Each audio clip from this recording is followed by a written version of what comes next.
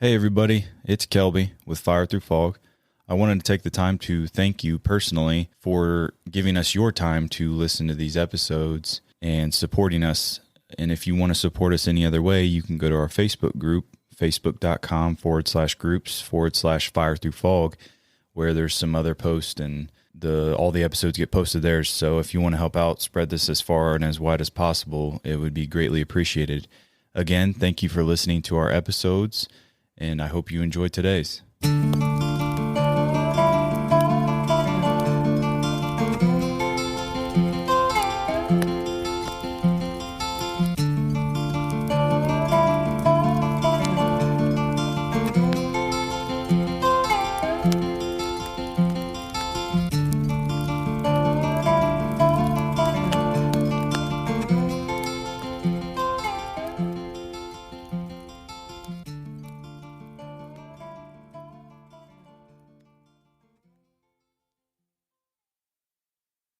Good evening, everybody. This is Kelby with Fire Through Fog again, here with Uke. How you doing, Uke? I'm great as always. Yeah? Yep. Well, turn my mic on. Turn the mic on. Yeah. There it is. All right.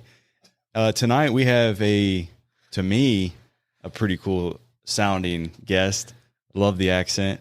An Australian, Allie Smith. Right? Smith? Yes, that's okay. correct. How you doing, Allie? Good evening. I'm amazing, always. Yeah? Good. Yeah. I love that I figure saying. if I tell myself that enough, I'll believe it one day, but I Yeah. do try. I mean, try. that's better than, I mean, our last episode, we just literally that Corey guy who said the strongest words in the English language is I am. And if you followed up with like, I am an alcoholic or anything like that, your brain is going to start believing that and never get away from it. So if you start telling yourself positive things every day, you'll start believing it. So why not? Mm-hmm. Absolutely. It does work most of the time. So what do you do? What do I do? That's a open question. What do you do as an occupation? At the moment, I'm a paramedic. So I've been a paramedic for 15 years. That's awesome. With New South Wales Ambulance. It's the largest ambulance service in the Southern Hemisphere. There's about 3,500 of us, and we all just look after our state. Employed by them for 15 years, roughly, give or take one or two. So I'm operational. I man an ambulance. I'm a bum on a seat, and go out and save lives every day. Yeah. Well, actually, reduced hours at the moment because I have a little one. And the other part of my, professional life, I have a canine training business with my fiance in Georgia. So I've seen that. Pet obedience and protection dogs, law enforcement, canine. Yeah, that's detection, pretty cool. Stuff like that. And you just posted the other day that you're trying to put your own dog food line out, right? I am. Yeah. That's awesome. Yeah, how's that going? That's a big jump for me. Yeah. We're still negotiating designs of packaging and all that kind of stuff. But I saw that Sean reached out. And yeah. That was exciting. So yeah, he's asked me a lot of questions, and so well, good for you. It's thank you. No I'm really excited about that. Like, I guess we probably should have been Blackheart Canine Solutions as opposed to services, because we've sort of got a finger in every pie of the canine world at the moment. But it's a very, very new business, and we're just trying to establish ourselves. And but the pet obedience is amazing. That's going great. That's awesome. So yeah. What part of Georgia? We did also northwest Georgia, so just about an hour and a half north of Atlanta. Okay. Yeah. Awesome.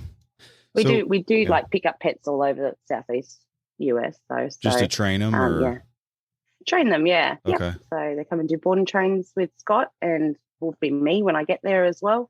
And but our very special, the most recent special sort of thing that we've had, other than starting the dog food, is we've sold an electronic storage device detection dog to law enforcement in Georgia.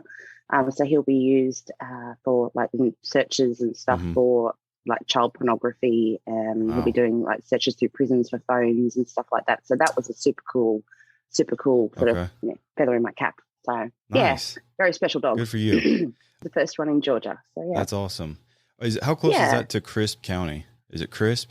I haven't. You don't know? I mean, I guess you're just familiar. My with geography that area over there is like. Yeah, I guess that does there. make sense. Yeah. So, you just know where you've been, basically. Yeah, that's right. Yeah. Gotcha. So Australia. I'm still stuck on this because this is cool to me. Really cool. I mean, you've been there your whole life. Mm-hmm. Okay. I just want to learn more about Australia. What Mm. are the critters and the animals as crazy as they say they are?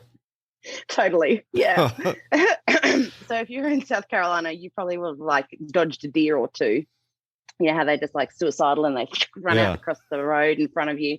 Yeah, we have kangaroos that do that, but millions of them. Yeah, they're like the biggest reason for an insurance claim in the country, like vehicle insurance. Wow.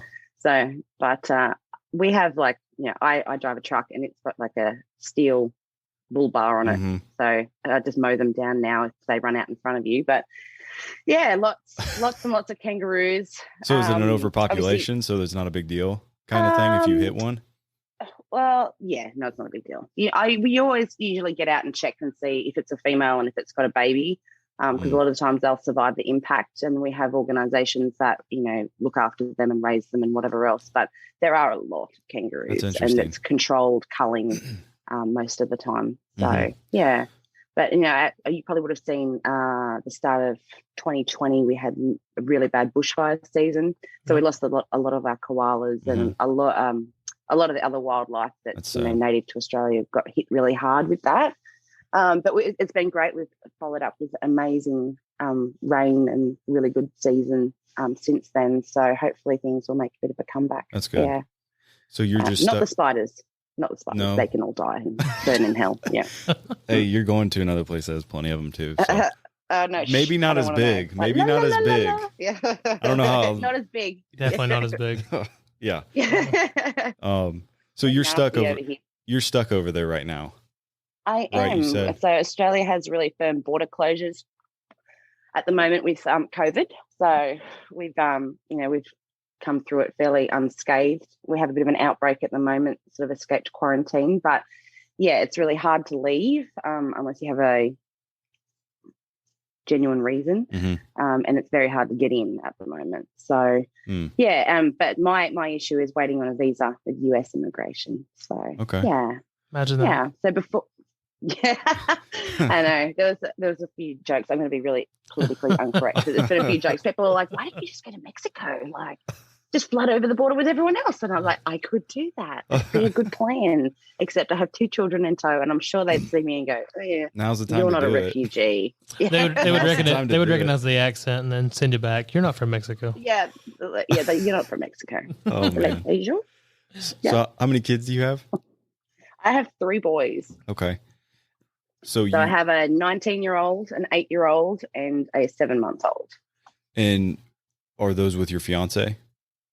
No. Okay. So my last one is fiance's dad over in the States. But my son Asher was with my previous husband, and my son Blair I had very, very young. So I was 16 and pregnant with him, and domestic violence relationship. I was at that point in my life where I thought I knew everything, and I was like, if I just love him well enough, he'll change for me and I can help him.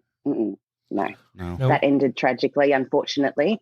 So I was a single mum with my oldest son Blair for a long time, and he's now like my best friend. So he's an amazing young man. Very proud of him. And people go, you're too young to have a 19-year-old son. I'm like, yes, I am. Yes, you're right. I was like young and silly, but he saved my life at the time. So that was So then you went on to get married and had. I did. So I met my ex-husband now, Mark, through the ambulance service. He was actually my boss. And at one point in time, and it is a real thing, huh? It is a real thing, yeah. But no, he was a beautiful man, and we had a kind of a whirlwind relationship, and got married.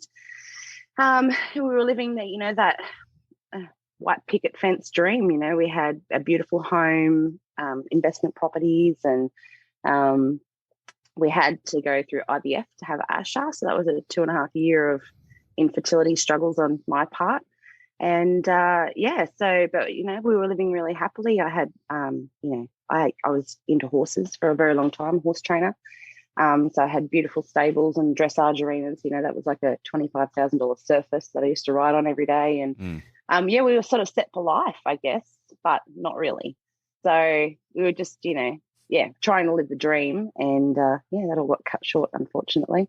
But yeah, so where do I go with from that? You said it was cut short. How so? Mm-hmm. So I remember the day very clearly. It was the 2nd of November, 2016. So as I was explaining, I had, horses and, all these really amazing things that were fulfilling for my life. And Mark sort of didn't really do much. He didn't have hobbies or, I wanted him to do something that he enjoyed, and he used to be really into motorcycles. So I thought I'd be a nice wife, and I was like, yeah, I bought you a bike. So he had to fly to Sydney that morning and pick up his bike, and he was going to ride it home, which is about a 5-hour ride through mountains. Really, really nice ride. And I was like, 6 a.m. See you, babe. Go and catch a flight, and I'll see you when you get home. So I went to work as a paramedic, obviously, and was in the middle of my shift.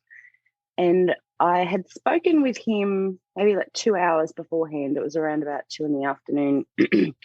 And he, updated me on where he was, and he picked up the bike, and he was like, yeah, it's great. It's like, I'm not really enjoying myself. And I was like, oh, you're riding on your own. Like, just get home and see how you go.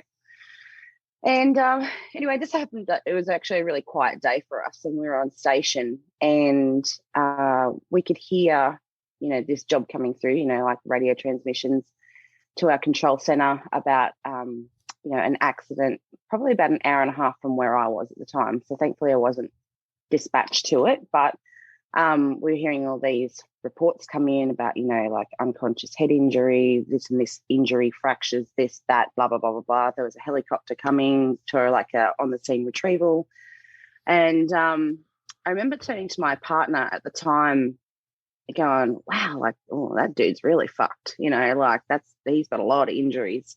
And, reports kept coming in, and there was a supervisor there, and all these units are dispatched to this one person. And so like sort of an hour went on, and, there was another transmission came in, and I looked at my partner and I was like, what, I haven't heard from Mark for a while. Man, I hope that's not him. And I laughed it off. Like I didn't for a second ever think that something like that was going to happen to us. So at the time I was a smoker. I'm still a smoker, guilty as charged. I went out for a cigarette and was just, checking my phone, doing my things. And it was a really quiet day. I had nothing else to do. And as I came back into the station, the phone rang, and I picked it up on my way past. It was like one ring. And it was one of our high-level supervisors in the control center that I actually know quite well. She's a lovely lady. And I was like, oh, Sally, on the phone. And she said, oh, Ellie, are you on station? Oh, and I'm looking at the station phone in my hand, and I said, Jude, what's going on? And she said, have you been listening to the radio? And I was like, yeah. And, the pit in my stomach started to clench, and I was like, oh, fuck. What, like, and I knew. She's like, oh, darling, I'm sorry, but that accident that's been all over the air, that's Mark. And I was like, that moment of panic, and my face must have been like a sheet, because everyone else, there was about 6 of us on station at the time, they all got up from their chairs and started to make their way towards me. And I guess I just clicked into paramedic mode at the time. I was like, okay, so how bad is it? And she was like, he has a closed head injury. His GCS is like 6, which is really bad. And he's going on a helicopter to Sydney. And she's like, it's not looking good. And I was like, okay, what's the plan? Like, and I wanted to pump her for information. She's like, just stay where you are. We're going to sort this out. And I went, okay. And I hung up the phone and obviously ran outside in tears. And everyone else was like, what's going on? I was like, it's Mark. And they were all very supportive. But and then it was just like this really long hour of logistics. So I was like, oh my gosh, like Asher, my middle child, he was 4 at the time. I was like, he's in childcare. I've got to get him picked up my oldest son's coming home from school on the bus. Like, someone's got to pick him up. I rang my mother. I'm like, she lives an hour and a half away from me. I'm like, you need to get to Parks like right now and get my kids, because this is what's happened to Mark. And I was like, you need to pray for him because this is really bad. And, then I had, because our organisation, our ambulance service is very paramilitary. So I had all the big bosses and supervisors, and everyone was phoning, and we're going to send this person from Lithgow, which, geographically, I'm trying to describe how long, like what their plans were. They're like, he's going to come, and it's a 3-hour drive to where I was, and he's going to pick you up, and then he's going to take you to Sydney where Mark is going, because he's going to a big trauma hospital on the helicopter. And I was like, no, that's not going to fly. Like, I need to leave now. And I basically got ferried with another AMBO who was with me at the time to a town called Orange, which is about an hour and a half from where I was. And that's where I met this supervisor. We swapped over cars and made our way to Sydney. So it was actually, it was a really quick trip. It's normally a 5-hour drive, and we did it in 3 hours. Lights and sirens the whole way. And I remember, getting to like this quite heavily populated section of the highway, and the supervisor, his name was Ron. He was, doing a really good job of keeping me distracted and talking and all this sort of stuff. But we got to this particular point, and I was like, boss, you need to pull over. I've got to have a cigarette, because we're like screaming down the highway. Lights and sirens are blaring. I was like, you need to pull over. Just 2 minutes. I need to have a cigarette. And he's just smoking the car. And I was like, oh, I can't do that. Like, he's like, well, I'm not stopping. And I was like, oh, all right then. So here I was. And this is really kind of taboo. Like, it's a government organisation. You're not supposed to smoke in ambulances. But we were screaming down the highway, going through red lights, cars pulling over to get out of our way. And I'm like, fagging out the window. And I thought, oh, God. I said, what are you going to say if someone makes a complaint? He's like, I'll just tell them to get fucked. I was like, you're a good bloke. He was such a good bloke.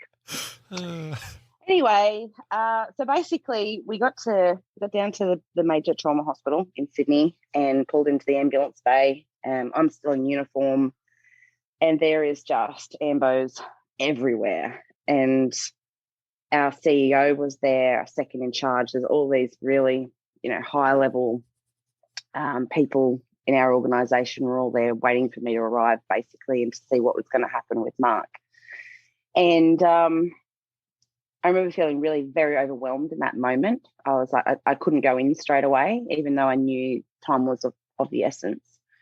But I don't know, had another cigarette. It's survival of the fittest out there, guys. You do what you got to do in the moment. Mm-hmm. And it was really funny. I remember walking into the trauma bay of the hospital, and, all the consultants were there, and it's even though I'd been told it was him, and I'd listened to the radio reports, and I knew how badly injured he was, there was still this little funny voice in the back of my head going, maybe it's not him. Maybe it's not him. Maybe not. Maybe they got it wrong, And I walked into to the trauma bay, and his parents were there. I didn't know how long they'd been there for, but basically I was just like, everyone get the fuck out. Kicked everyone out except for me and the emergency consultant. And I was like, looking down at Mark's body, still alive, but he was intubated and, stiff neck collar, everything, like lines hanging out of him everywhere. And he does look like he was asleep.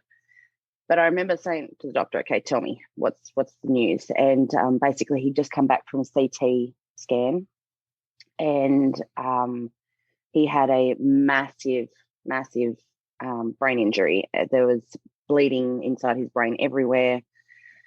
I won't bore you with all the other details, but basically they didn't expect him to survive the night. And for him to have any chance, he needed to have immediate emergency neurosurgery, where they were going to drill a hole in his head, put a tube in to release the pressure as his brain was going to swell. And I was like, still hadn't really had like any kind of massive emotional reaction at this stage. And I was like, all right, where do I sign? So I consented to the surgery. We all, sort of packaged him up, and I got to go upstairs to the intensive care unit, like it's a special neurological intensive care.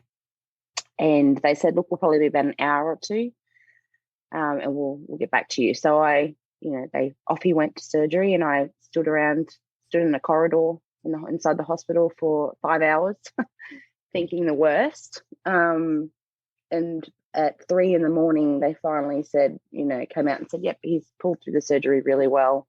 You can come in and see him now. And then basically, vacate till tomorrow because there's nothing you can do. So I walked in, had a look, and they'd shaved the top of his head, big hole, all of his hair was gone basically, and he had a tube coming out of his head, still intubated, heavily sedated. There's monitors and everything, bling, bling, bling, bling, going off. And I was like, what's the plan now? And they said, now we just manage the pressure inside his skull as his brain swells, and we'll go from there. All right. So I don't know if I missed it, but you said that they had to go in with a tube and relieve the pressure, like take the blood out, correct? Blood and CSF. So the fluid around your brain. Yeah.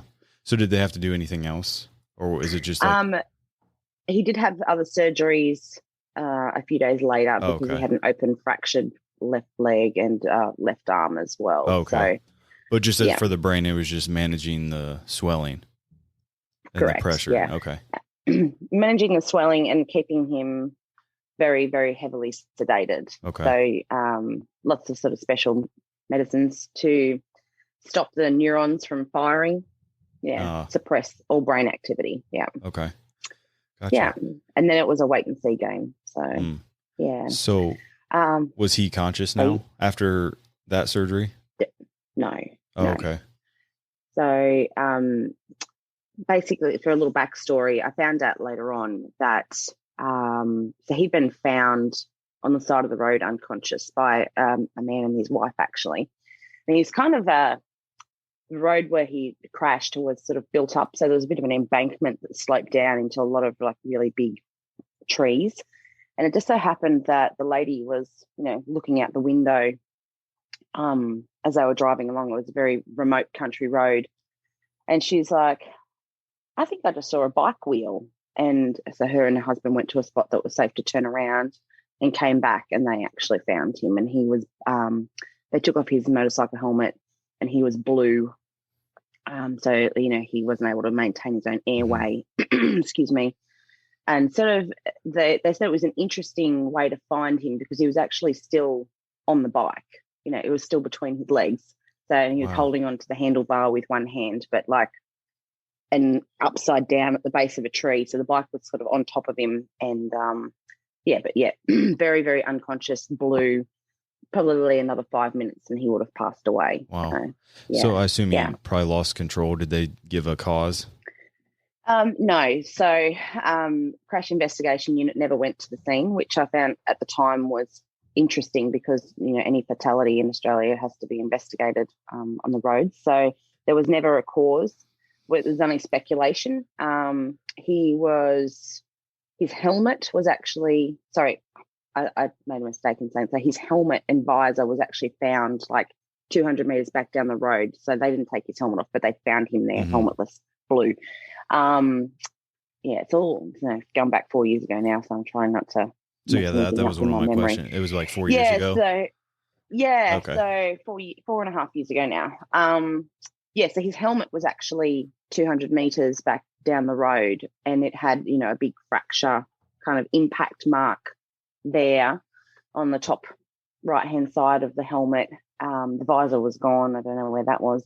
Someone found it, and they found his left boot on the opposite side of the highway. And there was bits and pieces just where he'd sort of, I don't know, do you guys have like cheese graters that run along the side of the road? It's like rope metal.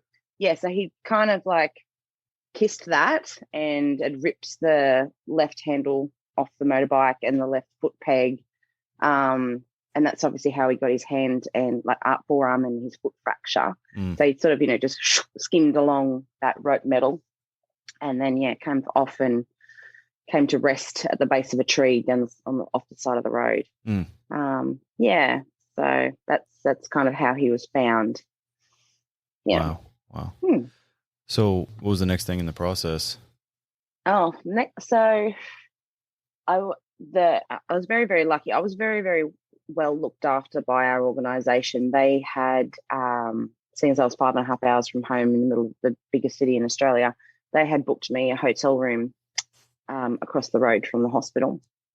And it's really, one of those things. I was very alone at the time. Like, it was very early hours of the morning, but one of the girls, one of the other ambos that had gone to the scene and had, packaged him up for the helicopter was actually from our station. So she was away doing relief at a different area, and she attended the crash. So her and Mark were amazing friends. Like, he was her boss. And so she was there, and they actually put her on the helicopter with him, which is an unusual practice. It happens occasionally where we get to jump in with our patients and go to wherever we've got to go. But this particular time, they put her in the helicopter with him. And so she had a hotel room, like, she was across the hallway. So she actually met me at like 5 a.m., coming up into my room, and it's just like, how are you? And I was like, good. And we sort of, talked about having a cup of tea, but she was so mentally and emotionally drained from having to do everything that she did with her boss and her friend, that we just sort of went to bed. And I think I got 2 hours of downtime. I didn't sleep, of course, because my brain was, in oh fuck mode. And I took that time to ring my parents and make sure that my kids were okay. And there's this whole army that just kind of sprung into action in the background from a few phone calls that I'd made. Work friends I'd rang. I was like, I rang a friend, Graham. I was like, can you go and get Blair from home? He's just got off the bus. And he was at work as well, and just a different station. And was hearing it. And, I was the one to tell him that that's Mark. And yeah, so I sort of just, I tidied it all up at 5 o'clock in the morning, so that everyone had gone and got my children, and my mum was there with them. So I just rang and sort of checked in there. So I had no clothes. I was still in my uniform. And excuse me, I went back up to the hospital at 7 o'clock when I could get let back in to the neuro ICU, and kind of got, a bit of a report that, the brain, after a big injury, it swells over the next couple of days. And, that they were starting, they said that, they were starting to see signs of like a raise in intracranial pressure. So the brain was swelling. And basically all they were going to do over the next few days was manage that. So the tube that they had placed inside his skull, when he basically had one-on-one care with a specially trained nurse, that their job was just basically to monitor the pressure inside his head. And if it got too high, you open the tube, and let some fluid out and bring the pressures back down. So I still hadn't cried, really, like I still hadn't grieved. And we went through for the next 6 days watching his intracranial pressures. And that was something that I was not super educated about, I guess. Like, I'm a pre-hospital care specialist, so I didn't really know the nitty-gritty of what happened after and how they managed it. I package them up and get them to where they need to go, basically. And so I spent day 1 and 2, in the room with Mark and his nurse, learning about brain injury and the immediate effects, and then day 2 and day 3, and they educated me, which was really cool. But I guess I had my paramedic hat on. It was like a line of emotional self-defense. And that's how I got through it. those first few days was just all about educating myself about what the hell's going on here. And the most frustrating thing that I found through the whole process was that they were trying to manage my expectations. And it wasn't like he'd broken a leg. If you break a leg, you go to the hospital, they realign it, they put a cast on, you don't put any weight on it for 6 weeks, and then you get your cast off and off you go. With this, there was absolutely no definitive prognosis. So as much as I pushed for, oh, hey, look, his intracranial pressures look great today, like, is that a good sign? They'd be like, darling, he's had a massive brain injury, you know, like we don't know what's going to happen, but it's probably not going to be good. It's not going to be good. I was constantly told over and over and over and over and over again that it's not going to be good. And so that lack of what's going to happen, it let the imagination run rampant, you know. Quick question, sorry. So do you think if you weren't a paramedic at this time, do you think it'd have been a lot harder to deal with? Do you think you would have had different emotions? I mean, I guess you wouldn't really know since you already have the knowledge and everything. So you have that hat on of the paramedic hat of just you've already got some kind of medical knowledge of just keeping people stable and first aid and self-care and all that. So I'm just kind of, and we keep our shit together, you know, like we've been to some terribly traumatic things and we can't fall apart. So that was my way of coping, was to put that hat on, and I'm not falling apart. I'm not falling apart because this is what I do. When I'm wading through someone else's trauma or someone else's painful situation, I have to have my shit together. They've called me for help, you know. So it was a really hard situation to be in because this was my situation and this was my pain and my trauma and my grief. But I just coped with it as best as I knew how. If I hadn't had I can speculate, if I hadn't had all the knowledge that I had and my coping mechanisms for trauma already established, I can only imagine that I'd be a mess. Like, there were other families in there. So like that neuro ICU was full. I think it was 20-bed ICU. And there are other families in there that were, you know, in the waiting rooms to get, like, there's a specific waiting room and they were crying and tears, and some people were just, you know, blank. Everyone copes with it differently with the tools that they've gleaned from life in the past. You know, my toolbox was to go into work mode. And was it healthy? Probably not. You know, that was, you know, my love lying there, you know, horrendously injured and with no idea what was going to happen next. And I just got through it as best as I could. So, but I can imagine, I probably would have been a hot mess. Yeah, you said one of the most frustrating parts was they were trying to control your expectations. Expectations, yes.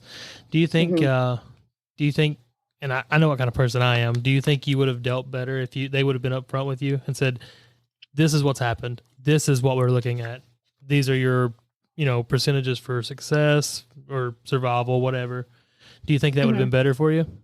Or do you think it would have been harder? They did actually do that. They did actually say to me, you know, it's not good. Like, you know, from my experience, this one particular doctor, I called him Dr. Doom because he was so negative. You know, he's like, from my experience, this catastrophic brain injury that your husband has had, he's not going to pull through. And he was very honest about that. But, you know, I guess them defaulting to worst case scenario and trying to get me to believe that along with them, that was the frustrating part for me. I was like, stop trying to crush my hope, you fuckers. Yeah. Like, makes sense. You know, and in hindsight, you know, hindsight's always 20/20. They did the right thing. They really did. But in the moment, it was extremely frustrating. Yeah. You know, because I'm a person of faith, you know, and I was praying my ass off, and I needed in that moment to have hope, and they would. They weren't purposefully trying to crush me, but it was like, you know, like no hope. It wasn't allowed. This is not a hopeful place. This is a bad place. Yeah. And yeah, that's what I found very, very frustrating. Yeah. So, but we soldiered on. So you probably would get to this, but at what moment did you take that out? Did you have any moments where you took the hat off and stopped working, and having that mindset, and where you just crumbled? Lost my shit? Absolutely.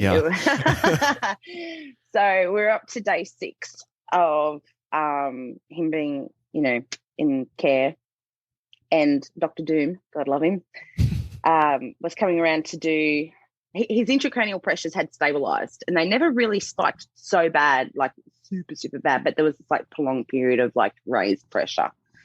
But then it kind of came under control, and he said, all right, we're going to turn off all sedation today and see what happens. And I was like, he might wake up. That was my first thought. because I knew how heavily sedated he was. But yeah, so I was there clearly, and I basically lived there. There was we had to put some management in place because there's all these people that wanted to come through and look at him, and I had to put a stop to that. That was another thing that was really difficult, was managing family and friends who all mean really well, but I was like, I couldn't be in the room with him with anyone else unless they were by invitation. It was someone that I was safe with.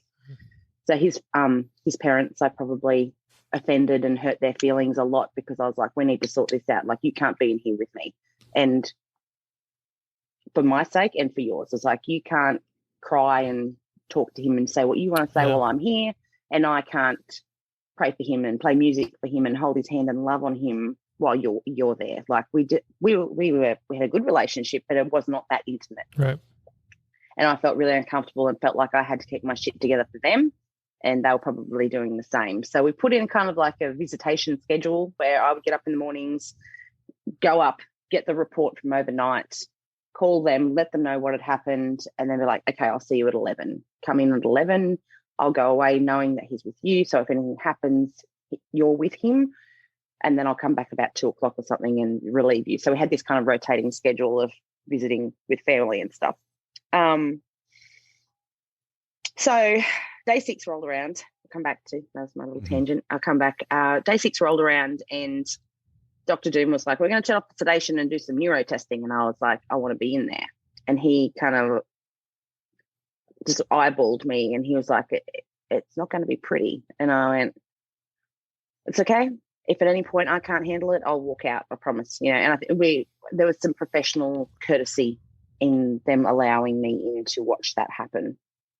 And they turned off all the sedation, gave it a few minutes, and then started doing what they did to test his brain activity. There was it was just a lot of testing his reflexes. Like they'd run something sharp up the inside of his foot, or they'd shout at him and touch him and see if they could get any kind of response. He also had a really bad case of aspiration pneumonia because of being unconscious, but we don't know how long on the side of the road. He got a lot of stuff down in his lungs. So he had this tube that they used to be able to suction all the goop out of his lungs with, and they, if you pushed it down far enough, it would tickle you down in the chest inside your lungs.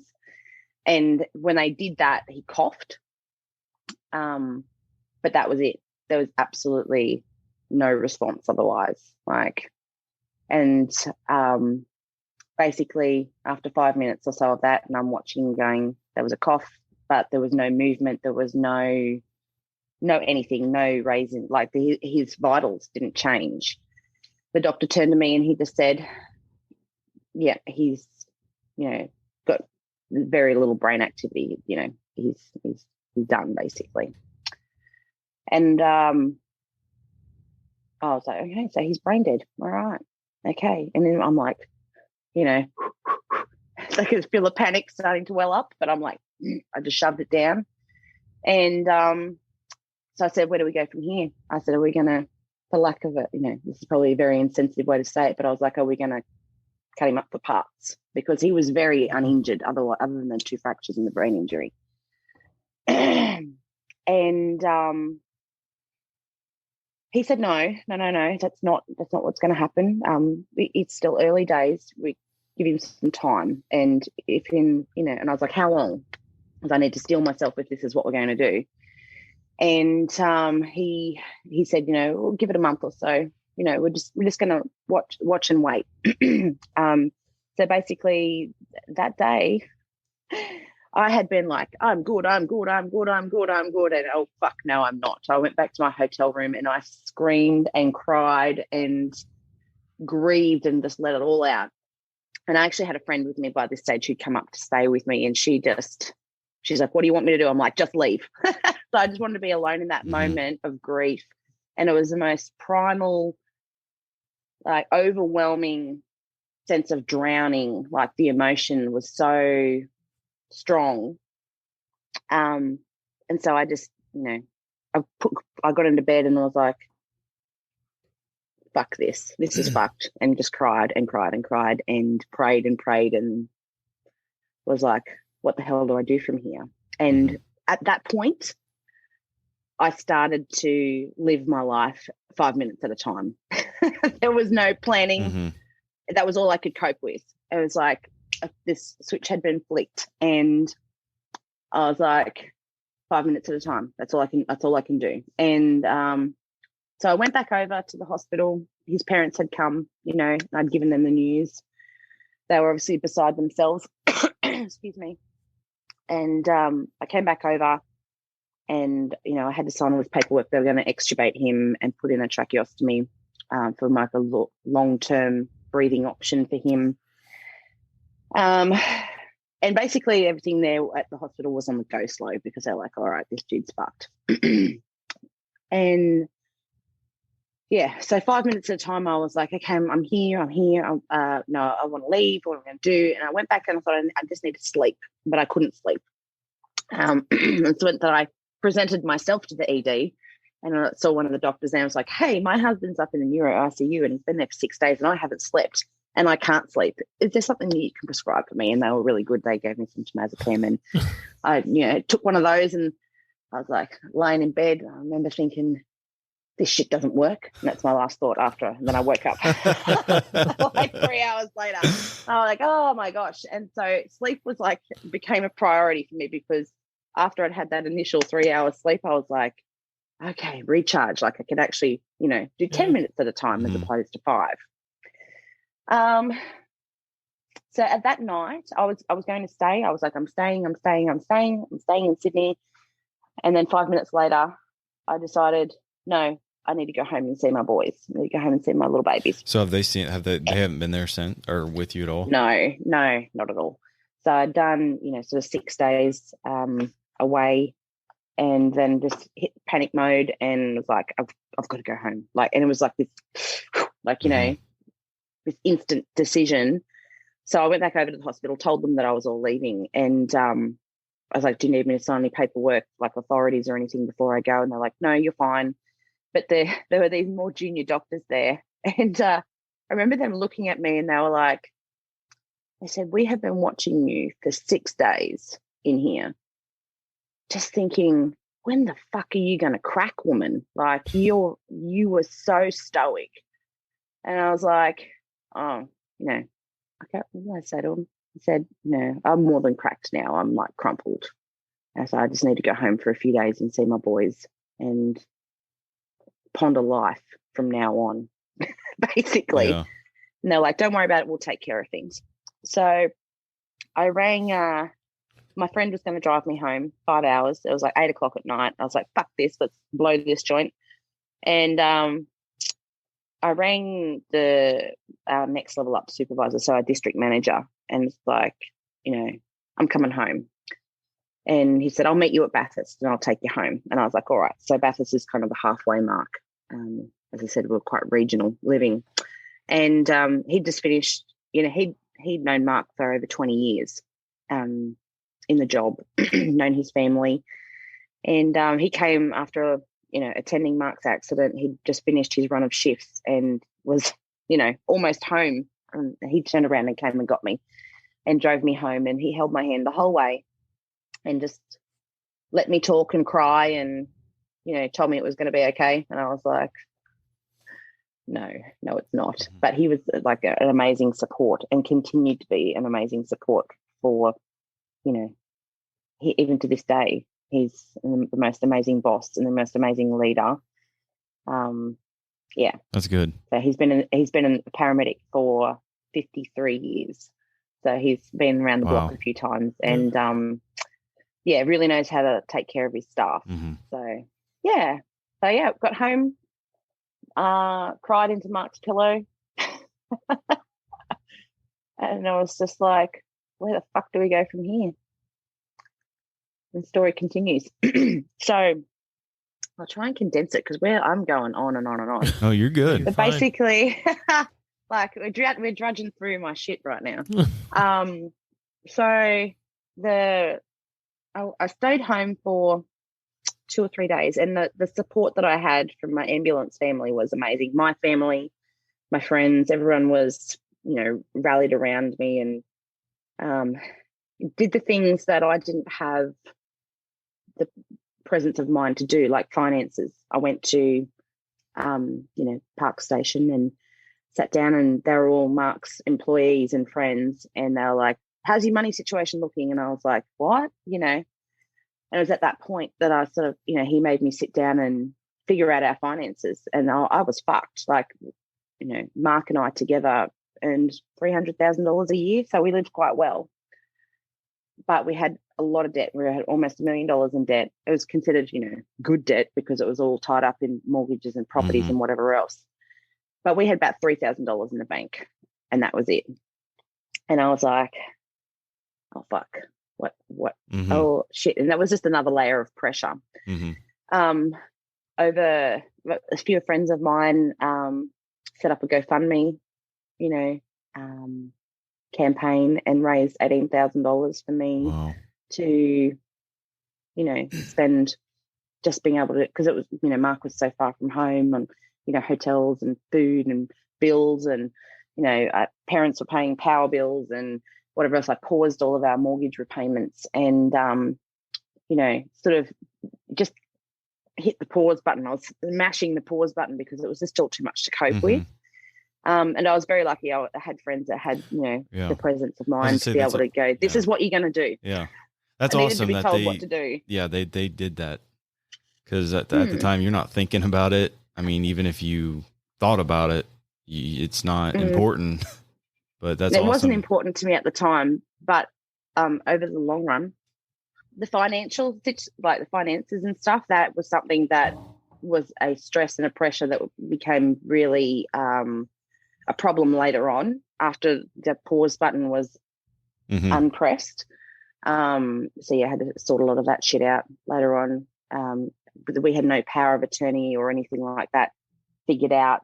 I couldn't do anything with our money because everything was tied up jointly because there was nothing official. So I had to be, I had to have an interview with a tribunal to prove that I could handle both of our finances. And basically I went on a selling spree, sold all but one of our houses. All my horses went, all my, horse trailers and everything that was good, everything that I'd enjoyed in life, it all went to try and manage the debt that we had. So over a period of about 6 months, I had stopped us from going bankrupt.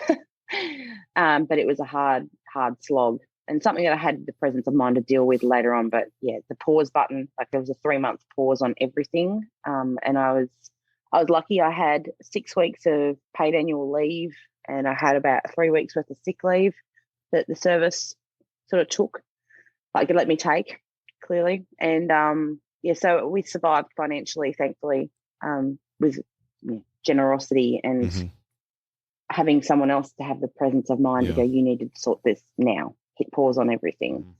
But anyway, so after the sixth day, my meltdown, I went home, spent some time with my children.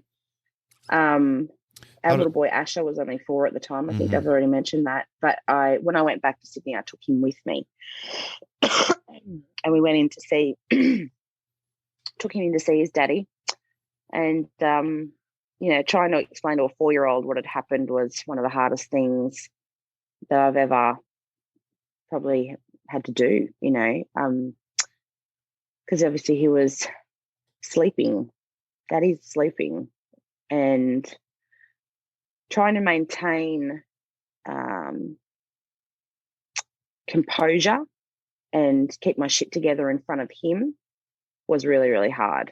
He would get up, the first time I went back, he got up in the bed with him and was like hugging him, and daddy's hurt his brain, and like that moment was really, really difficult, that particular time I went back to Sydney, because after that first initial stay I came and went and came and went and came and went, because my bucket would just be emptied so completely within day one, and I'd push it until I had to go back and have me time and try and do something normal. But there was no more normal. There was never going to be normal ever again. And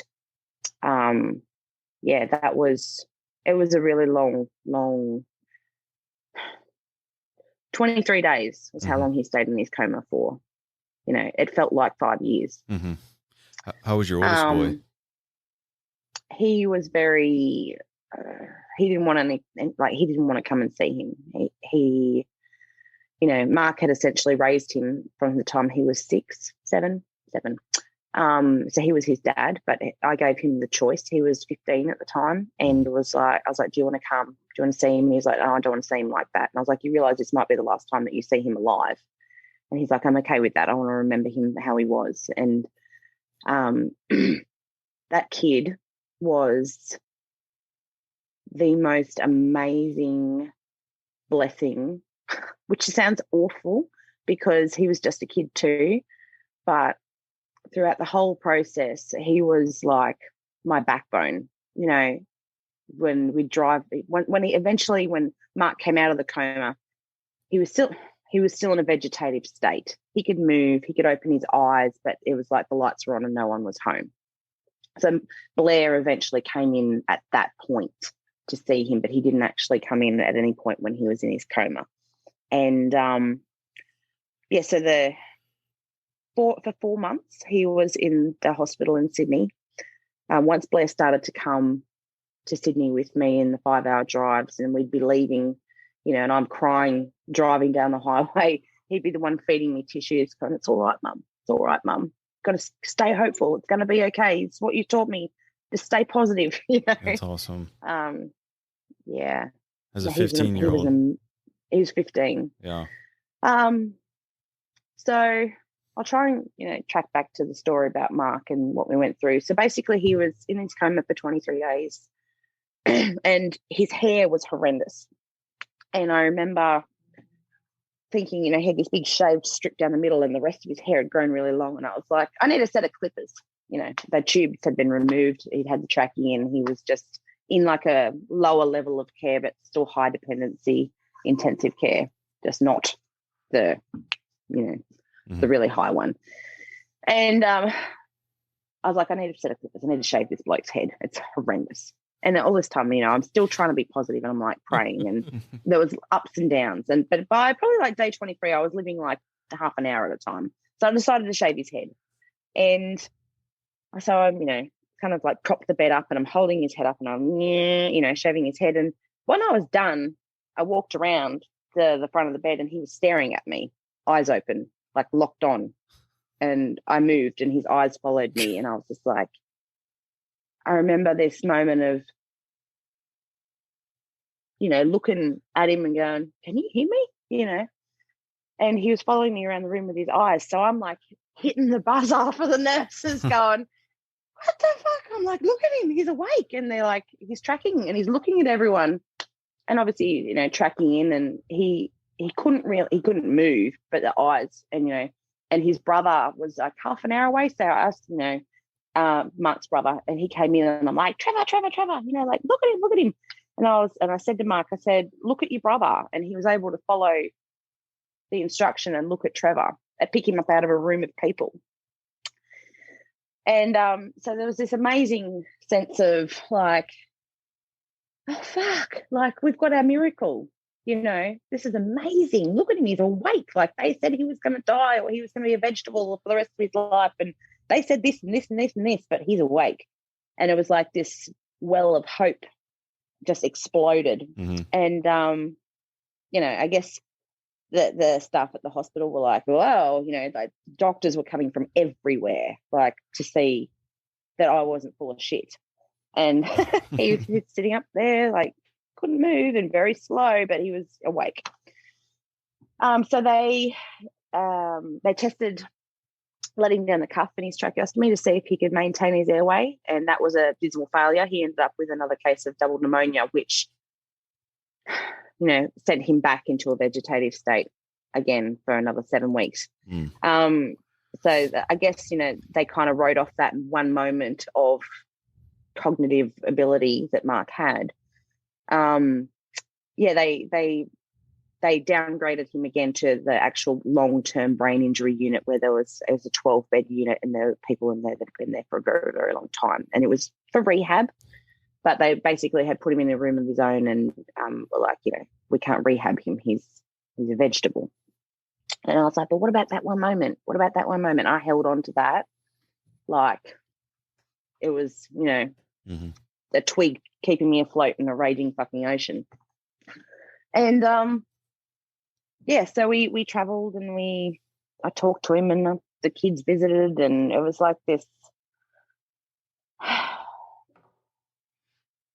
the most prolonged period of hope I think I've ever had, like and just it was so hard because, I had this one little glimpse of what I wanted, which was him to wake up, and then he didn't, for such a long time. Mm-hmm.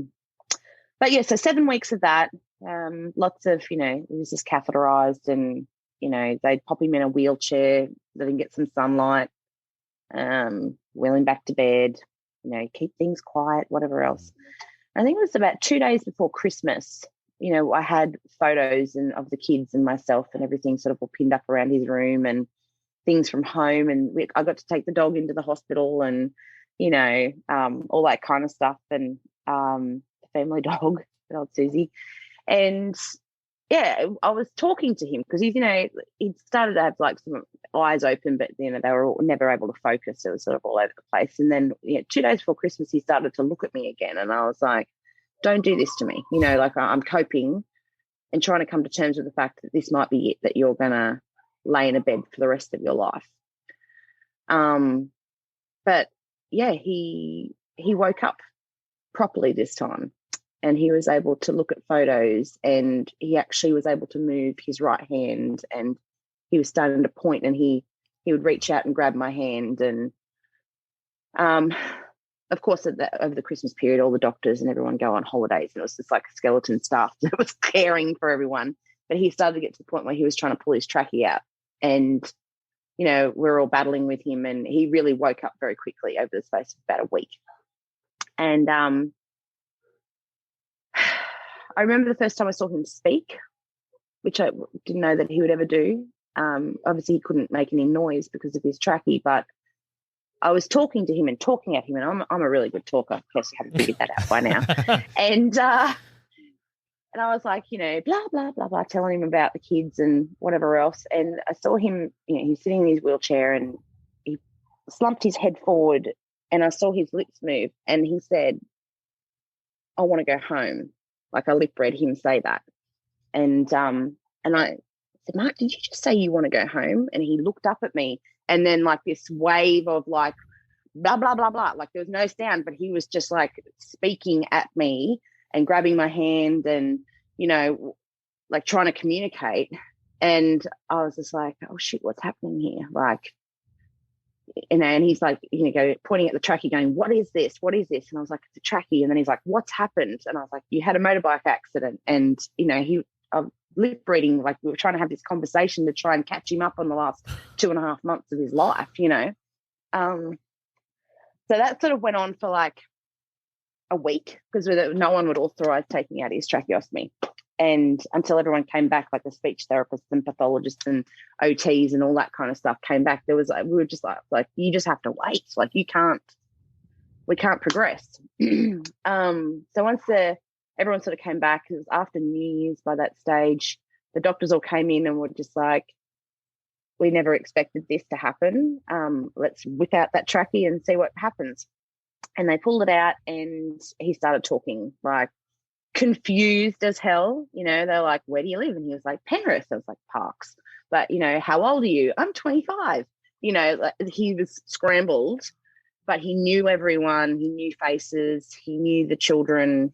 And it was this amazing moment. So he had to then go on to learn how to walk again, feed himself, be able to eat. Like it was this like 3-month process for him to actually be able to get back onto solid food. It was like we were in go mode. Like, okay, go, let's get you really good. Let's get you good. You're back. This is amazing. I was so excited. I remember like the joy that I felt. And he was so he did a few months of rehab. We were still traveling backwards and forwards, and it was still really hard and very tiring, and I went back to work by that time. And he got moved to another trauma hospital, but very much closer to home. It was about an hour and a half away, where he stayed another 4 months, still building strength, because his balance was screwed. His hearing was screwed. There was so many, like, things that he had to do to relearn, but I was determined, like, he's going to come home to us. Yeah.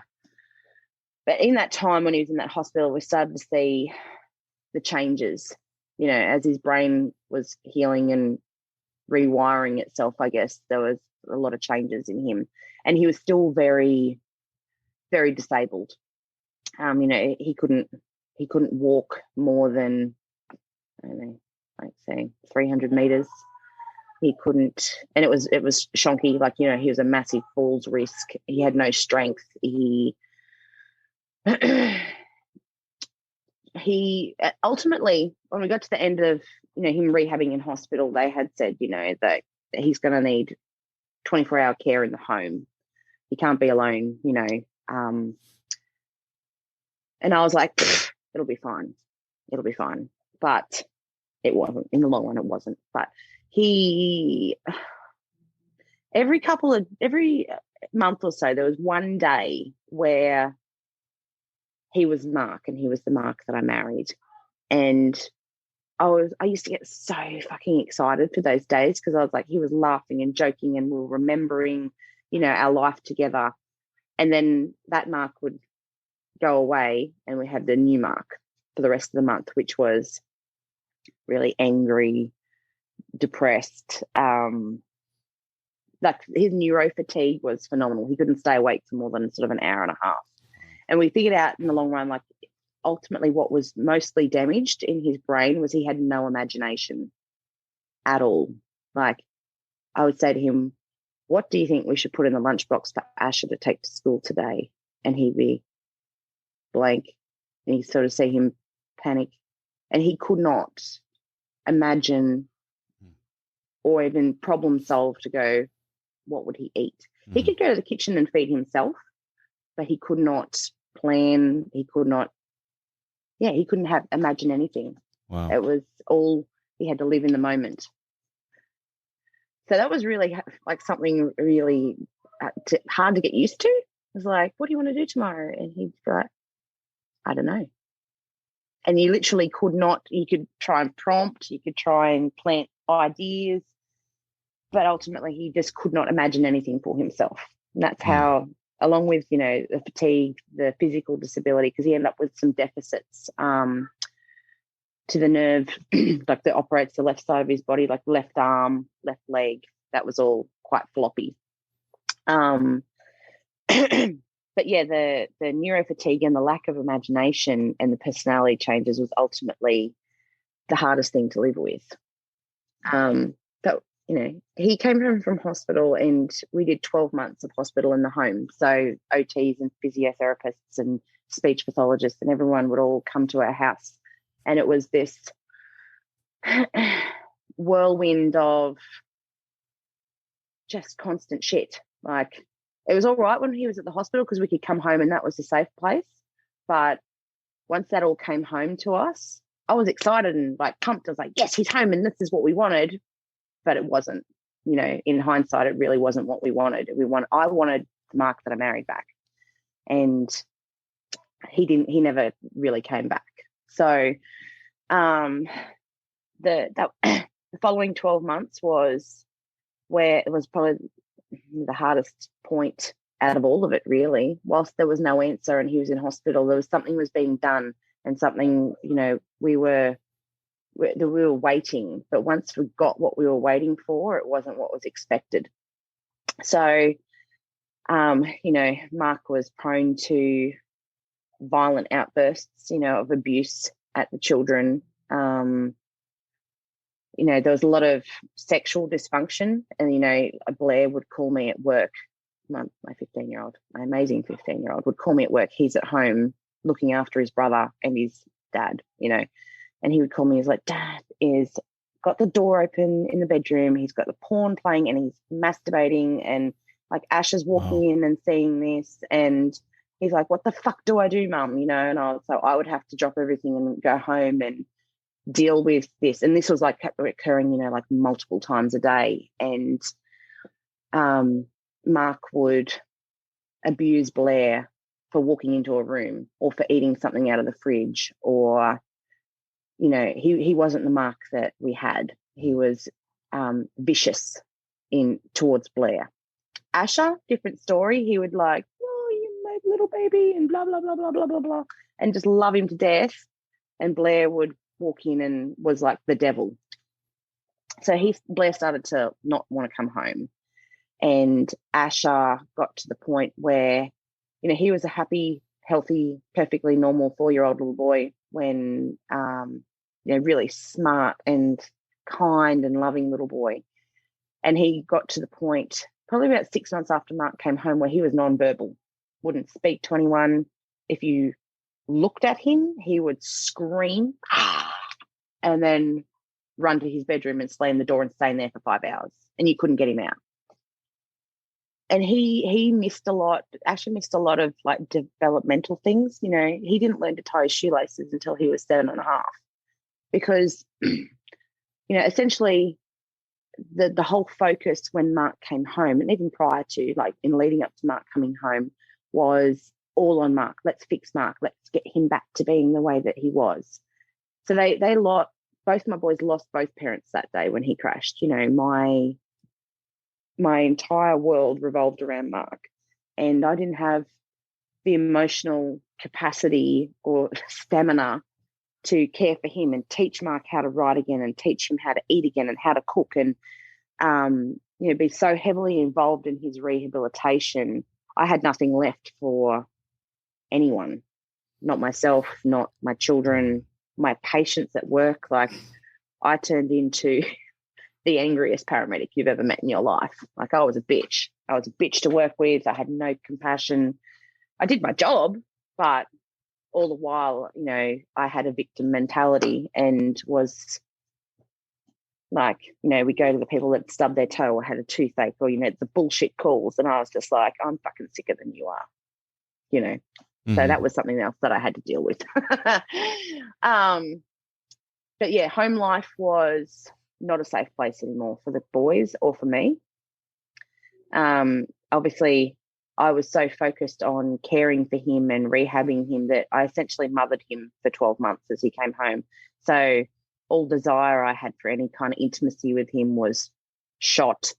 And I found myself not ever wanting to go home and looking for an escape. I was 33 at the time, and I was like unconsciously contemplating awful things like infidelity and, just, like I said in my post that you read, Kelby, that I spiraled to the point of suicide, and I found myself justifying in my head why my children would be better off without me and what a shit person I was.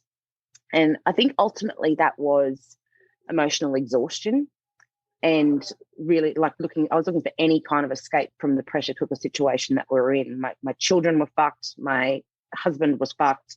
I was fucked. The whole world was fucked. And the only thing that was good was the finances, but that was because of my friends and the processes that they put in place way back at the start. And so I had to go away for 5 weeks to go and do a residential school as like my last bit of qualification for a paramedic. And, we had the carers and we had everything kind of set up. My mother was an angel. She would come over during my work shifts. Like, so I would work 8 on 6 off, 8 days on and 6 days off. And she would look after my children and look after Mark and take him to his appointments, or, have the schedule running. She basically abandoned her life over at home for those 8 days and would come and support me and the family. But I had to go away for these 5 weeks. I couldn't avoid it. So, we had all these processes in place for the kids to be looked after, support for Mark, carers and appointments, and everything was all set. So I left. Obviously that was a really nerve-wracking time for me, because I knew I was walking away and leaving a mess. I had no control over what was going to happen while I was gone, as I had to go to Sydney. All I had was, my mum and Blair to tell me what was going on. So I was really nervous for how the kids were going to be, how my mum was going to be. I mean, she'd been there for such a long time and had seen the outbursts and seen all the silly, horrible things that Mark was getting up to.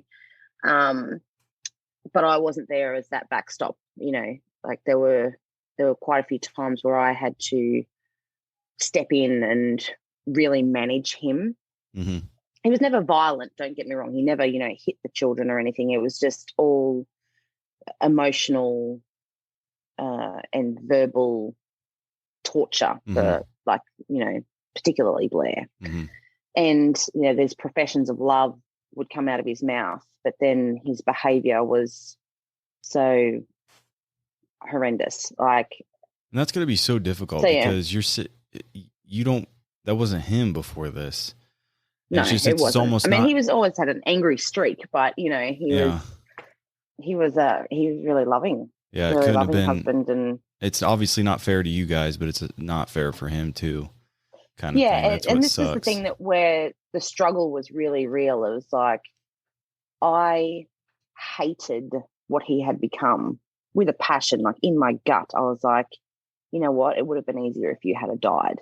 Like, that's what the point that I got to. And that's a horrible, cruel thing to say, but ultimately it's the truth. It would have been easier on us and him probably if he had just died on the side of the road that day. The long, drawn out, cruel process that happened afterwards was more painful than any death. We died every fucking day. Every day we died in that house. And the days that he used to show up as his old self, he'd wake up and it was the old Mark. I used to love them and I grew to hate them because I was like, I know you're not going to be like this tomorrow. You're going to be someone else tomorrow. And ultimately, I was living with his ghost. Couldn't move on, couldn't leave. Well, so I thought. I was constantly tormented by this man that looked like the man that I married and loved. But he was totally different. He was the ghost of my husband. And the kids saw that too. And what concerned me, I guess, in the long run about the kids is that he would say that he loved them and he would, like, these are my boys and whatever else, and then show them such hatred.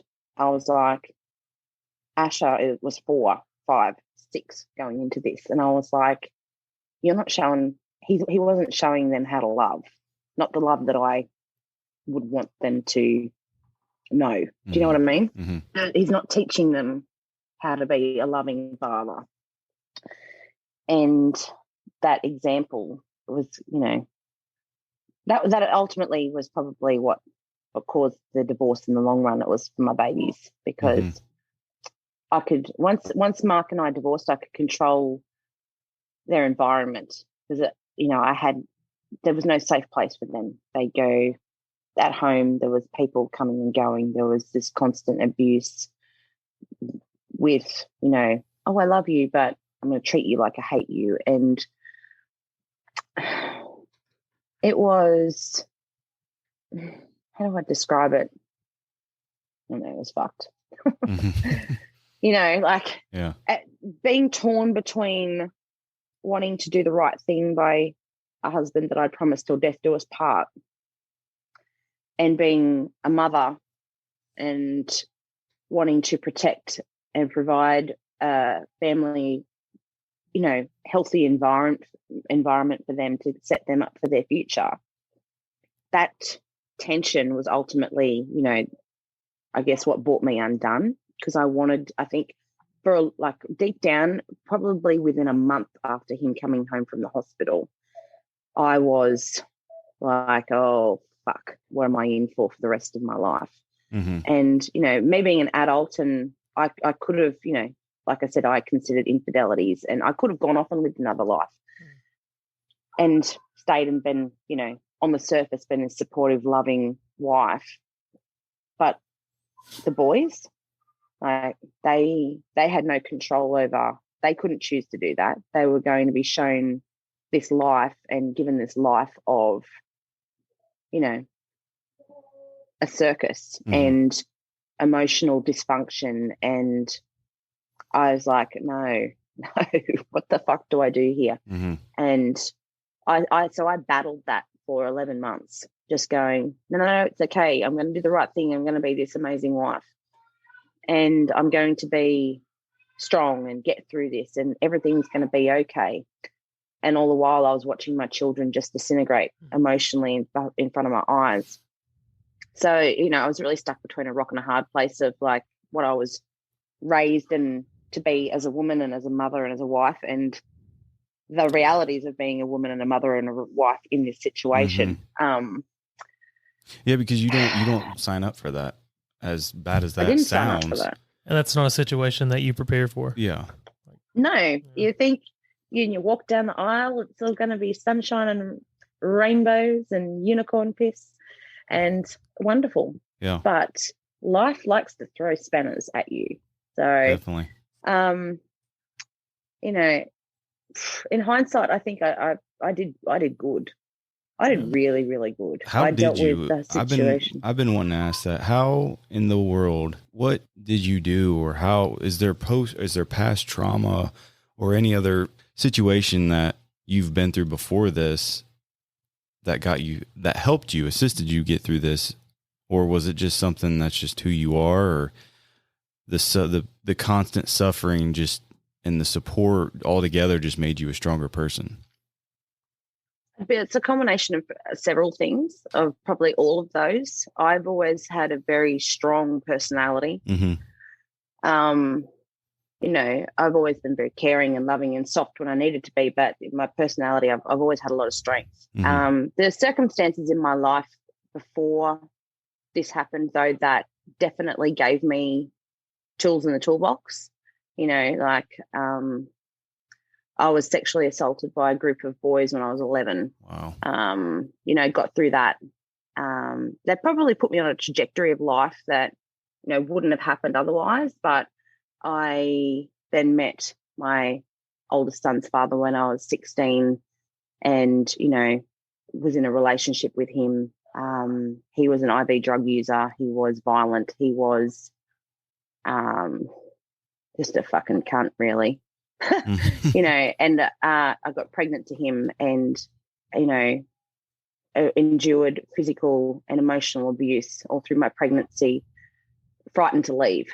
And, you know, I remember thinking to myself, this is not how I was raised. This is not who I am. This is not how I want to live. You know, he was selling drugs and I was in that pressure cooker situation for 2 years. I remember waking up one morning and Blair was about 4 months old, and I came down the hallway. And so, yeah, I remember Blair was like 4 months old, and I came down the hallway at like 9 o'clock in the morning. After I didn't know where he was, and I came into the lounge room, and there was like 5 men. I was like 17 years old. I was a child. There was 5 men in my lounge room. There was a shotgun on my coffee table. There was needles in my kitchen sink, and they're all passed out, like fucking smacked off their faces. And I stood there holding this little baby, looking around at my life and just in a heartbeat, I was like, the fuck am I doing? And when I say that, like, you know, I said earlier, Blair saved my life. I didn't have the courage to flee that situation. I wanted out for a long time, but I didn't have the courage to do it until I had that baby and I had something to fight for. And I left with what I could fit in a backpack. And he left that next morning. Like that morning when they all woke up and they all fucked off, I rang my mother and I was like, come and get me now. Like right now, I'm out. And she was probably going, praise Jesus, because, you know, she's a good woman and had been watching me in this situation for so many years, just go down this horrible fucking funnel, you know, with this shitbag that didn't love me, didn't treat me right, got me knocked up when I was 16 years old. And, you know, it was just that's probably the one situation that I think gave me a lot of tools to be able to cope with what I went through with Mark. So once I left him, things got really bad. You know, he went to jail for the things that he did to me. He went to prison, and the things that he did to that baby, you know, like there was child kidnappings and all sorts of horrendous things I dealt with up until I was probably 18 and a half when he went to prison, and it all stopped. So I learned from that, and I learned how to fight. You know, not physically. I've never thrown a punch at anyone in my life, you know, but I learned how to fight. Yeah. What's right, and fight for myself, fight for my children. Wow. Yeah. That's, I commend you on that. Yeah. You did mention before we started the episode, you said that you did try to look up stories of the similar situation with TBI and everything to see how long the process is or what's the success rate. I did try and look those up, and all I could find was happy endings. So did that give you hope? It gave me hope at the start, but it just made me bitter at the end, because I was like, this isn't that. Those people, you know, it was probably a silly thing for me to do at the time, I guess. Let me rephrase that. It was good for me at the time because it did give me hope, and it got me through those really shit days when I was waiting for some kind of result. But ultimately, in the long run, once he came home and once we were living the life that we were together, they didn't help anymore. All it made me feel was guilt. And like, well, these other women can do it with their husbands. Why the fuck can't I? What's wrong with me? Why aren't I strong enough after everything I've been through in life and everything that I've learned? Why am I not strong enough? Why can't I be like them? Why can't I suck it up? Why can't I have happy children? And it just made me bitter and made me guilty. The guilt that I fought through those 11 months, you know, like I said, the first month was really great, you're home, and then 11 months it was just fucked. And no, I couldn't find the story. Like, you know, you can find the statistics after brain injury. It's like a 50% divorce rate, you know, which is probably average, you know, the population anyway. But there was no real stories of people that it didn't end happily for that relationship or that family. There was nothing like that out there that I could find. I'm sure there is, but well, now there is. There is now. I didn't have anyone tell me until right before I ended the relationship. No one ever said to me, or no pretty pictures on the internet, no story on the internet ever gave me the permission. But they never told me that it was okay if I left. Everything was geared towards, you can do this, and, you know, it's going to be a happily ever after for you. No one ever... There was nothing there that I could find to reassure me that even though what I did for me and my children to survive and actually thrive in life, there was nothing like that out there. There was no narrative like that. There was like, when I went away for that 5 weeks for school and I came back, and Mark had regressed like so tremendously to the point where, you know, he was back to holding on to door frames and things to walk around, and the screaming and the yelling and, like, obviously the sexual dysfunction, that was like in fine form. I was like, I can't do this again. But I still dealt with, like, it was tearing me up on the inside that I knew what I needed to do for me to be okay, but no one had done it before that I'd seen. No one had left and gone on to live this amazing life and been able to get past the feelings of guilt. Does that make sense? Yeah. Am I rambling? No, that does make sense. How was the divorce process? Pretty rough?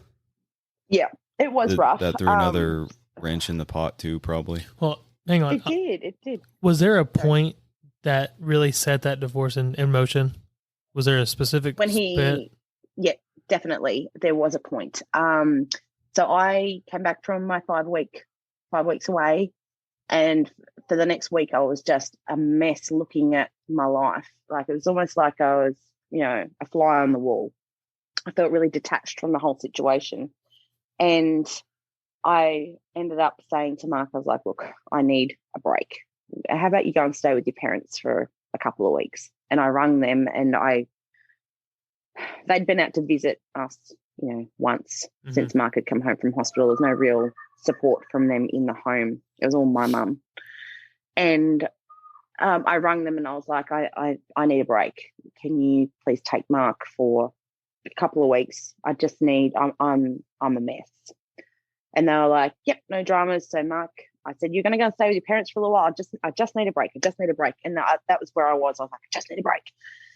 And we packed up a bag for him, and I met his parents the halfway point, and handed him over. And I got home and I got really drunk. I drank like a bottle of Fireball. I was like, oh my gosh, I did what I thought I needed to. And I cried and was like, what am I doing? Why am I failing him? Why am I like having these feelings of giving up? And I sort of processed that all one night with a bottle of whiskey. And I was still emotionally, though, at the point going, I just need to see what it's like without him. Yeah. I just need a break. And we had a family psychologist that used to, come and do sessions with Mark and try and help him through his emotional issues. But she also looked after us. And it was 2 days later. And you remember, like I was saying about Asher being nonverbal, like little boy. So every time she would come, he would scream and run to his bedroom and hide. So this particular visit, Mark had been gone for 3 days, and this lady had come, and I'd made her a coffee, and we were sitting across the kitchen bench from each other, and Asher came out of his room. He wasn't out when she arrived, and he walked up to me in the kitchen and wrapped his arms around my legs and looked up at me, and he was like, I love you, Mummy. I love you so much. And he's smiling and he was happy, and he looked at her and said, good morning, Jerry. How are you? And he went back to his Total room. Change. And she was like, and we were literally just discussing, whether I had done the right thing. I was like, I don't know if I've done the right thing. This is like, I think I want to end this. I want to, I don't know what to do. I just need this break, but I'm sure the right thing will pop up. And then out comes this little boy who's like speaking and engaging with her. Like he would scream at her. He would never speak to her, never engage, and would hide in his little bedroom. He'd hide in his bedroom for like months. That's where he was. And he came out, it was like, hi. And like, I love you, Mummy. And like, I hadn't seen that Asher for 2 years. Mm-hmm. And I just looked at her and I was like, it's all the confirmation I've done the right thing. Yeah. That's all the confirmation I needed. And yeah, I still went through, I made myself do the month out before I made my decision. Like I said to his parents, take him for a month. And I still made myself take the month to contemplate what am I going to do? But that little boy talking to me and smiling and talking to someone else whom he used to run away from and hide, it's all the confirmation I really needed. There was that moment. I want to make one comment that I've noticed about you in this whole process is that you never once made an emotional decision. So I commend you on that.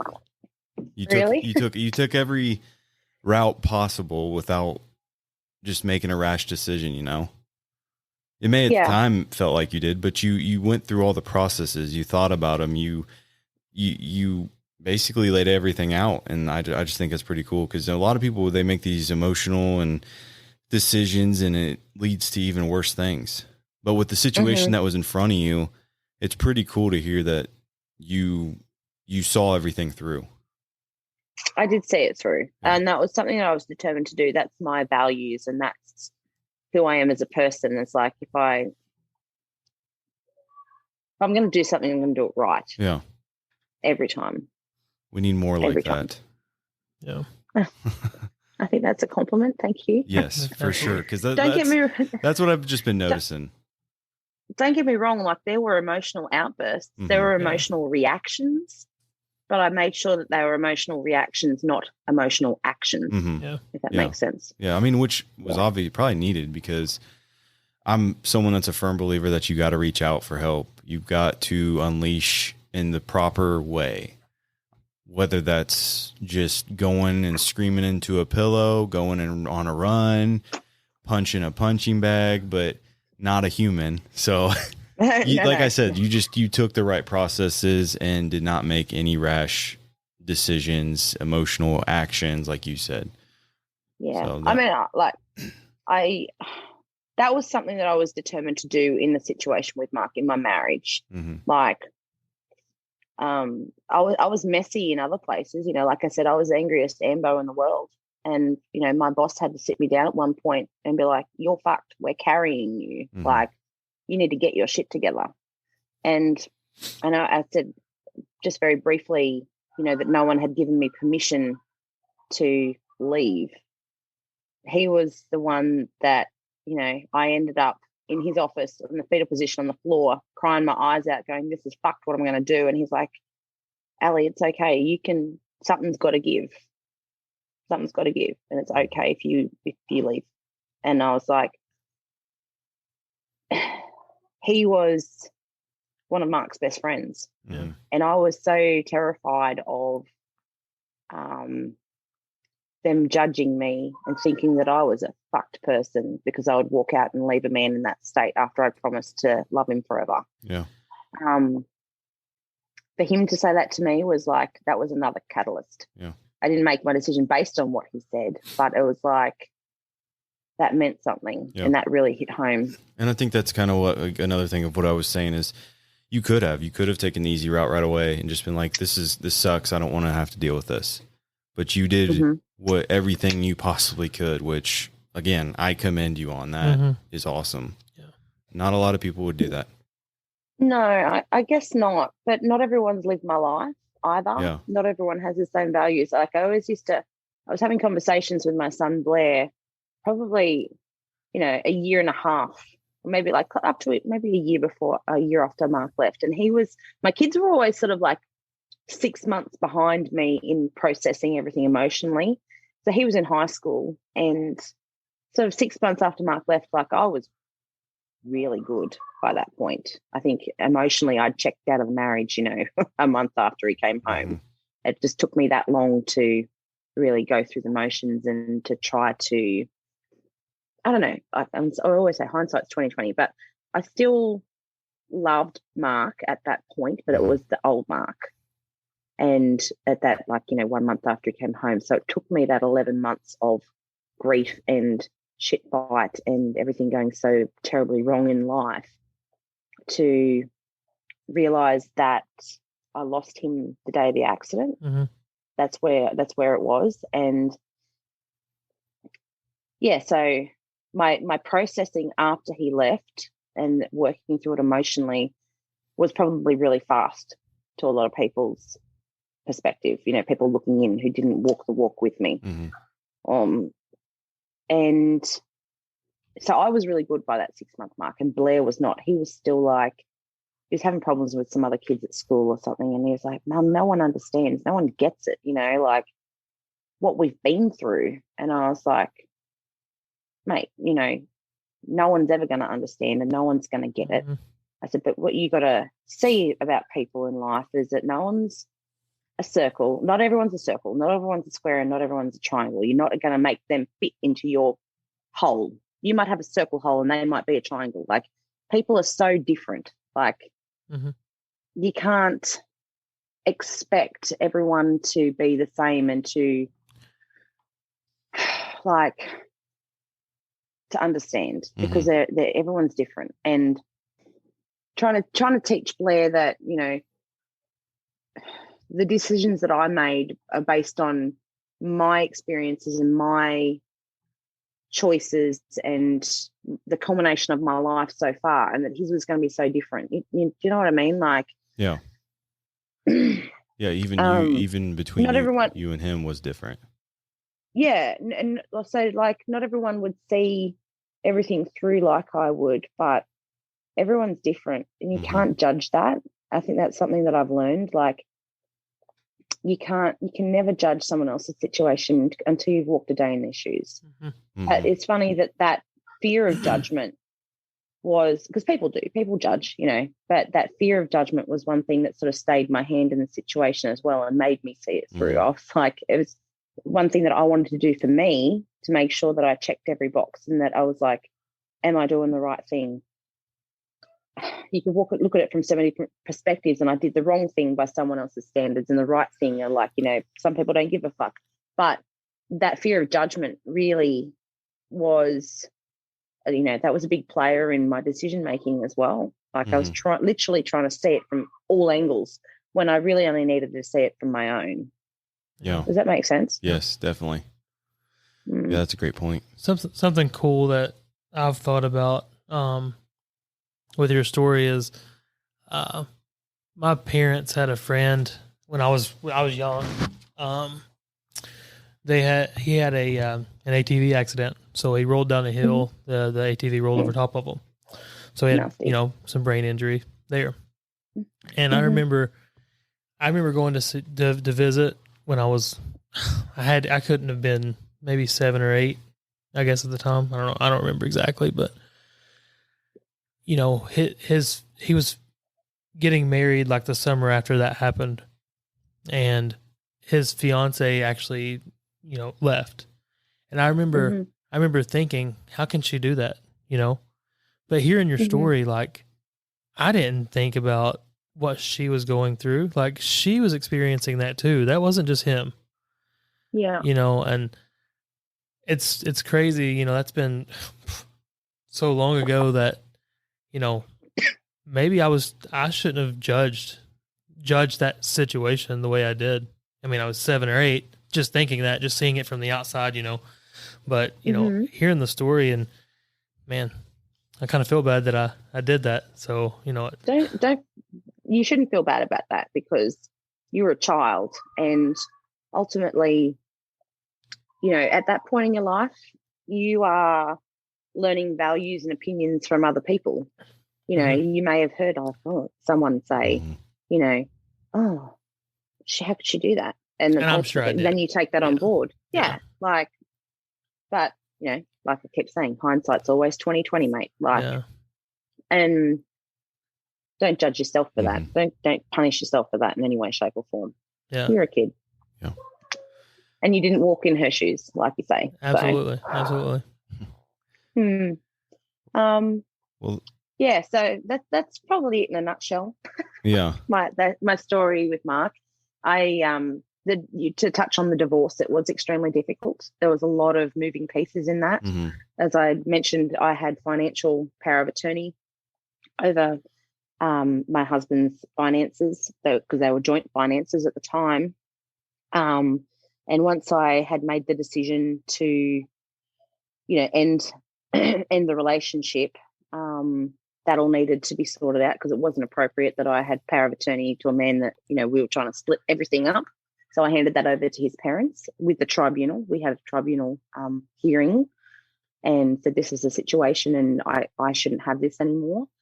But the divorce was not what I expected again. Like, we sort of, had separated on really friendly terms. I think Mark understood, but then there was a lot of poison that was said, I guess, his parents were really unhappy with me. They were retirees, they were living their best lives, and now all of a sudden I'm like, I'm out. And they had the pressures of, caring for Mark, which, not saying that it ruined their life, but they were very angry with me, and that came out in the divorce. So essentially I was divorcing the financial and all that sort of stuff. I was divorcing them. And I'd gone through all this, the situation, trying to maintain good credit ratings, and so I'd gone through this whole situation trying to keep our finances together, and now they were going to be torn apart again and rearranged. So when Mark left, there was no financial support from anyone. It was my job, and I had, car repayments and house repayments and everything that I could not really cope with on my own. So I went into a lot of personal debt to stay afloat and to stop the house from being repossessed and things like that. school fees and all that kind of crap that I was paying for. And I thought we were just going to split everything down the middle, like our assets, what we had in our house. And that's all we had left, basically, after I kind of tidied everything up. And we did have a superannuation, which is like, you guys' version 401k. Ours is better. But, Mark had, he had a lot of money in his, and I didn't want it. I was like, typically in a divorce, like your superannuation would get split down the middle as well. But I knew that he was never going to be able to work again. Yeah. He was never going to be able to, make money. And I was like, I'm 34, I can start again. So I walked away after a lot of toing and froing. I walked away with all of our personal debt still and 11% of our assets. And I was like, I'll start again. But it's, I'm still recovering from that financially. So, Wow. And that to me was the right thing to do. I could have fought for 50-50 of everything, but it wasn't right for him. And I didn't wish him any ill will at all. Yeah. Like, I feel like going through that, a lot of people thought that I was just, they're looking in from the outside and they just see me like, trying to screw him. And, I'm leaving a disabled man and I'm going to take all his money. No, that was definitely not how it went down. Like, I wanted the best for him, and that just was not with me by his side, because I also wanted the best for me and I wanted the best for the kids. Yeah. Definitely. That's the ultimate goal. Yeah. So financially, the divorce was, really hard, and I was on the brink of bankruptcy. I could not keep up what I was like at the lifestyle. I could not keep the house. But I couldn't sell it either, because now Mark's parents had financial power of attorney. They essentially had control over half the house. So I couldn't sell it legally. I could not get out of the situation that I was in until that divorce was finalised. And that in itself was just like another layer of stress, So, basically, once that was done, it was like this whole new, freedom from the shackles, but in a sense, not, because, I've got so many scars and, pain from that situation that, and we have a child together, so that ultimately, Mark can't really parent. I do my best to facilitate a good relationship for Asher and Mark, but the lack of imagination thing is really hard. Like the FaceTime conversations and stuff are one-sided, and for a 7 or 8 year old, it's been really difficult for Asher. So you guys do keep in touch and still talk? Yeah, we do. He comes out, he has a carer that will drive him out here sort of once every 2 months, and they'll spend a weekend together at a hotel, and he'll take Asher out to do things. And getting through all the divorce and the situation was all very bitter and twisted and ugly. But now we have this great relationship where, that's good. We talk about Asher. And I always said to him, I know what you're capable of. I know your restrictions. And I also know, I guess what you're capable of in a positive light as well. It's like, if you ever need anyone to fight for you, to advocate for you, I said, please call me. Like, that would be my pleasure to help you to live the best life that you can, even though we're not married anymore. It doesn't mean I hate you. Good on you.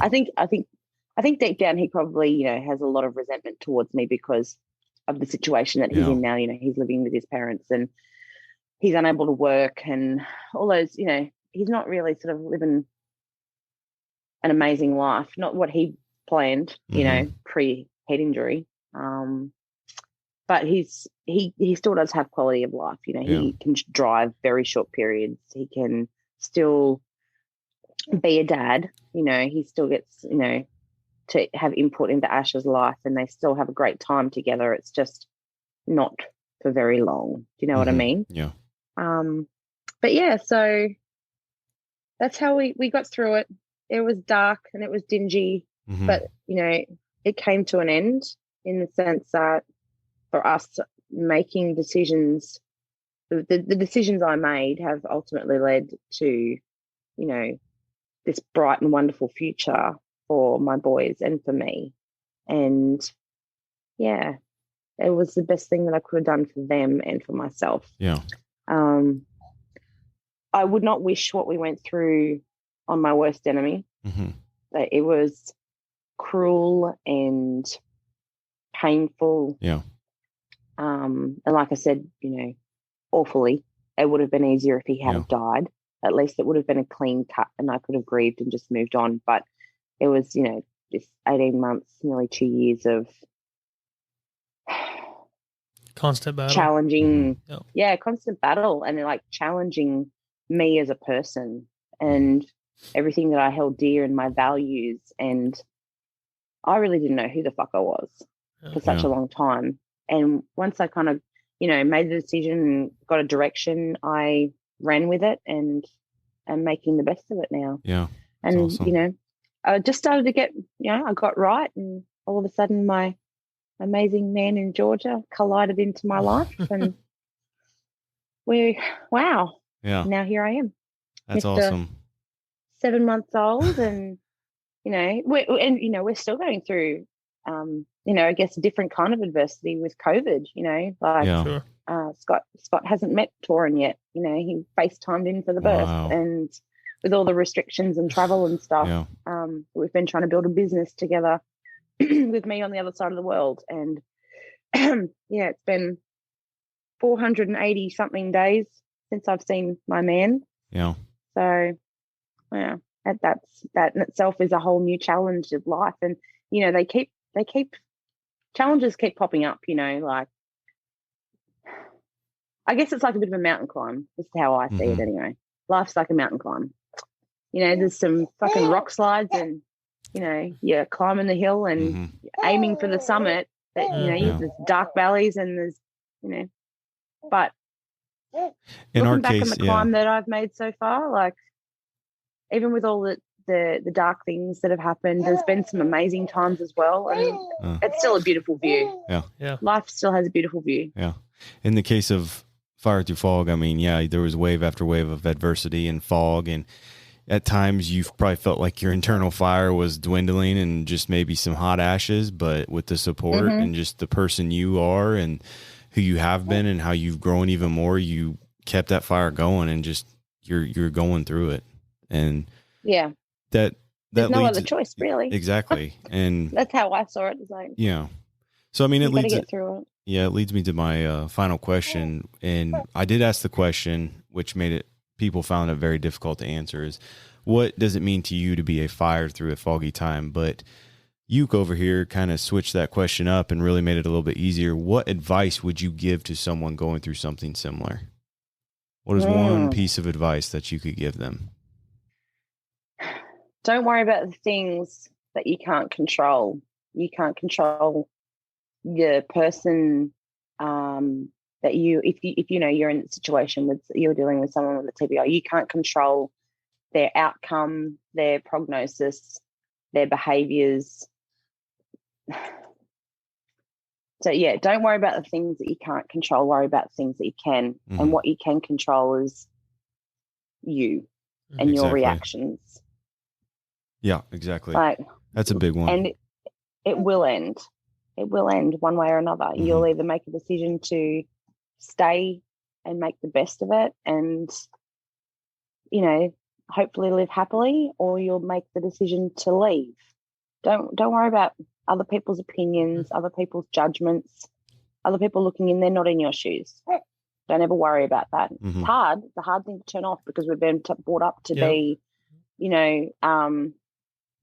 upstanding members of society who, you don't do those things. You don't leave just because things get hard.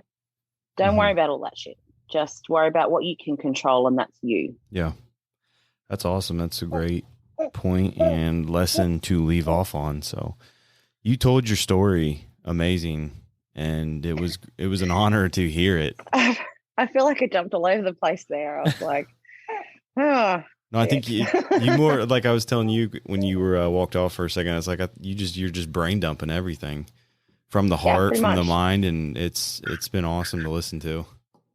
Really? Yes, we definitely It's my pleasure appreciate to it. share it. You know, We definitely. like there are so many people that are afflicted with TBI, and you know, they're not the only ones that are injured. Mm-hmm. Yeah. And I think looking at Mark, you know, he was very, very like, this has happened to me. You know, this is my injury. And I He was played like, no, played this the happened victim to a him. little bit. Huh? Yeah. Because all he could see was that I was normal and he wasn't. He was different now. Mm-hmm. And, but it's not. TBI is one of those things that it affects everyone that's involved. Everyone's injured in one way, shape, or form, whether it's spiritually, emotionally, or physically. You know, it's a big hurt. It's like that's a big stone that gets thrown in the pond. Those ripples get spread far and wide. It sounds like it.